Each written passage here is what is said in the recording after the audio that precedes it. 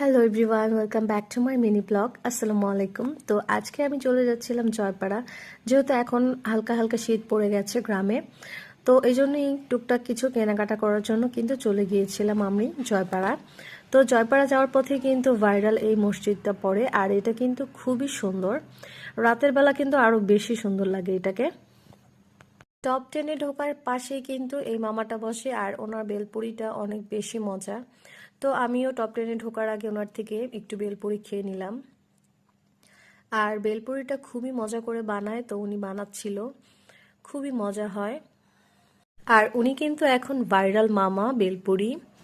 তো এই তো উনি আমাকে বানিয়ে দিচ্ছিল, আর একটু ঝাল ঝাল করে নিচ্ছিলাম।